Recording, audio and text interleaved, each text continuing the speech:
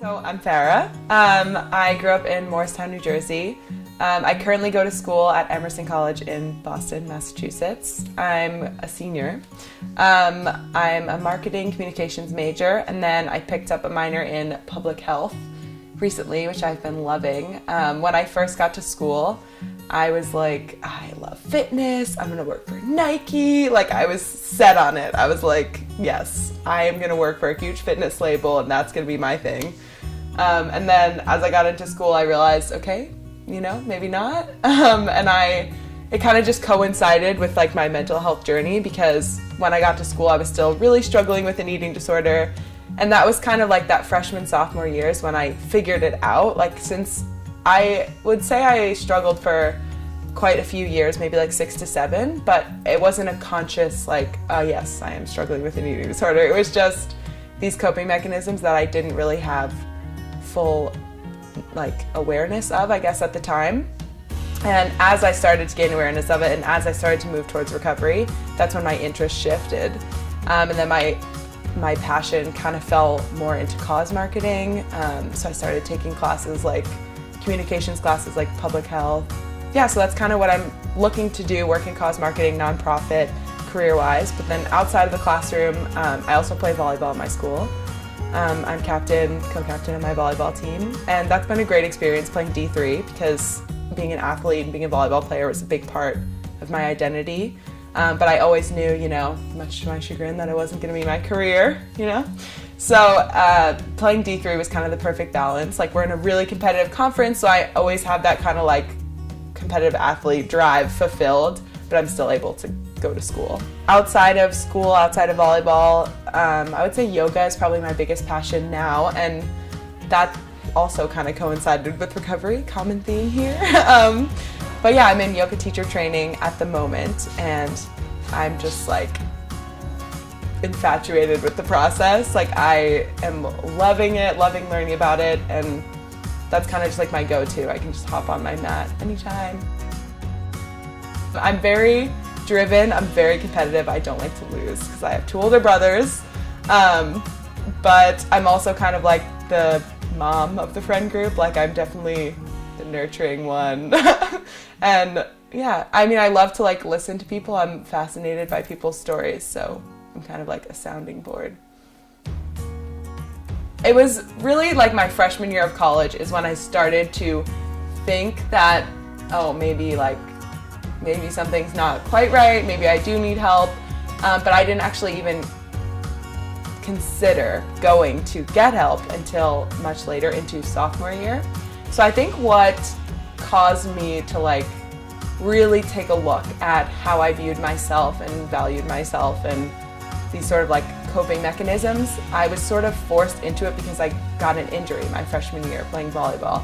So a lot of my stress coping mechanisms and like numbing kind of mechanisms had to do with the control of food and exercise, but more towards exercise. And then when I was injured, I tore the labrum in my left hip, so I needed surgery. It was brutal. And I was, after the season, like, I couldn't work out at all. Like, I couldn't even walk, really.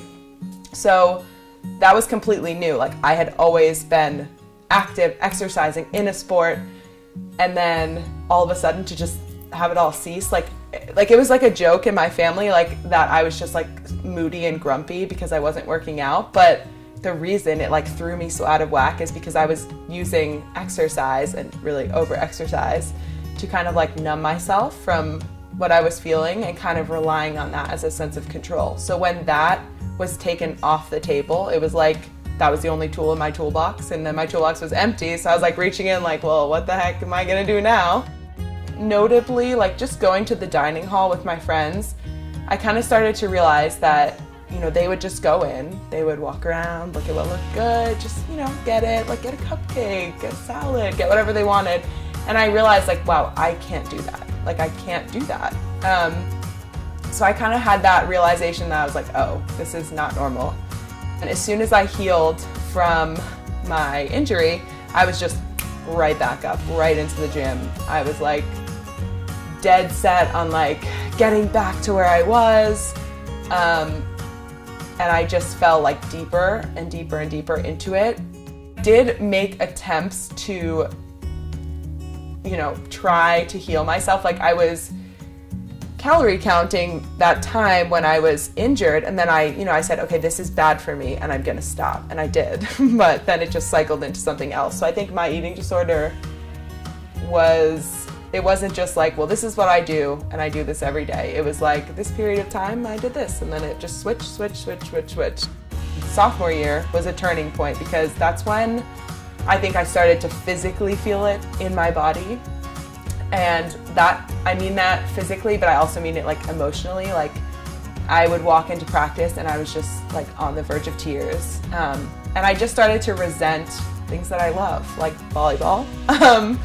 And that was a clear red flag of like, well, something's just not right. And that's what led me to go to like the college counseling center. I went to the counseling center and it was like a covert mission. Like I would lie to people. I'd be like, I have a meeting, and I would go to the counseling center, which don't do that. It's just like not a good thing. And it was funny because later on, my friend who right next door, we sleep wall to wall.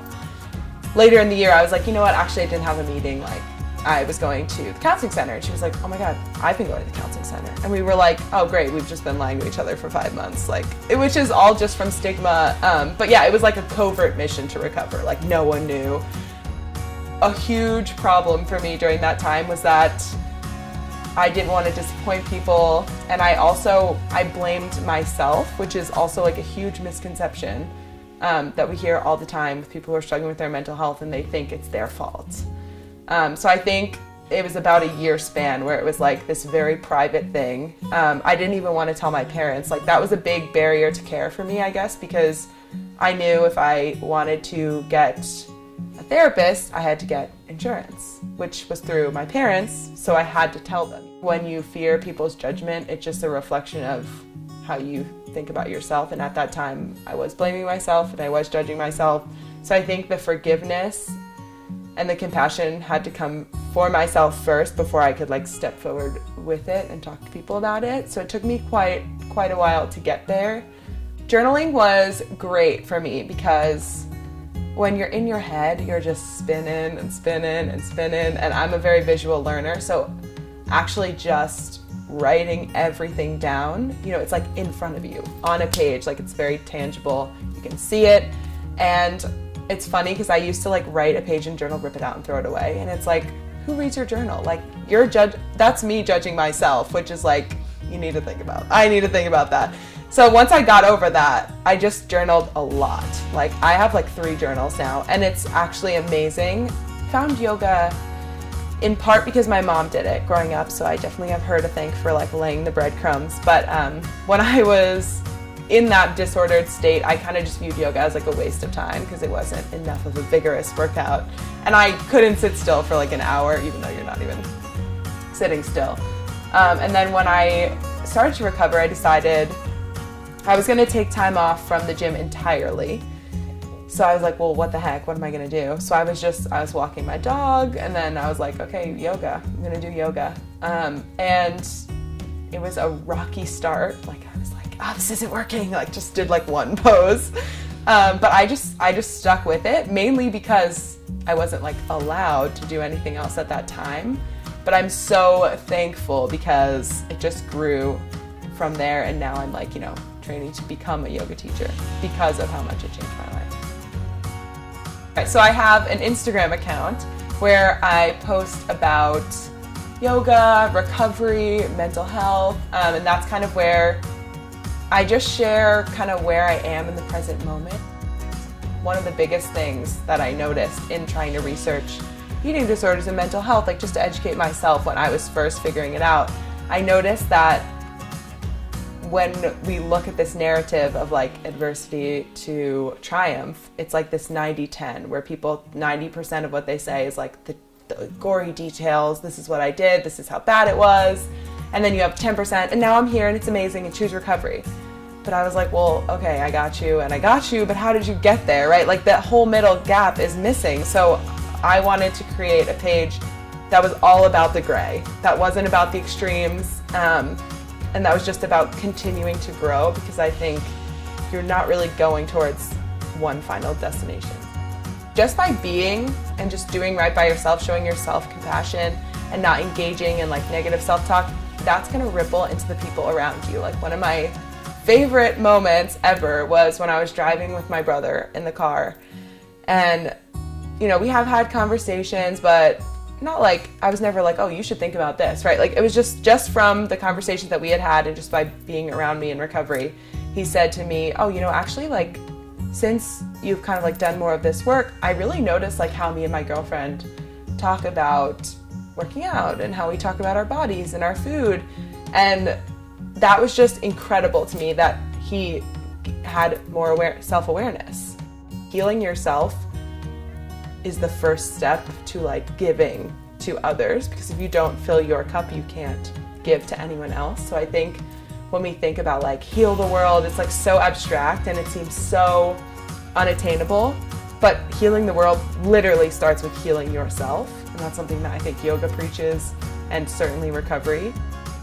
Like shame is just one of the biggest barriers to care with eating disorders, and I think a lot of it, with shame comes this voice that says you're not good enough, who do you think you are? And this is your fault, well, you did this to yourself. And I know I fell into that trap of thinking, oh, I did this to myself, so I need to get myself out of it. And I would say, I see you, you deserve help, and it's okay to forgive yourself, because everyone is doing the best that they can with the tools that they have at that time. I look back at myself and I'm like, of course you made that connection, because this is where you were in your life at that time, and these are the tools that were at your disposal, and you did your best under some crazy circumstances, and that's okay. It's so hard to find that forgiveness and that compassion for ourselves, and we can give it so freely to other people, but we have, unfortunately, a huge capacity to like hurt ourselves.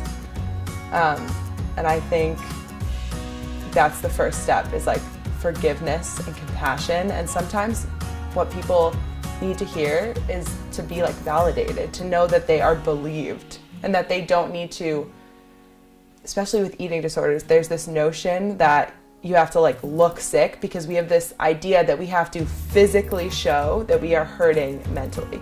You don't. My name is Fara, and I am not my eating disorder.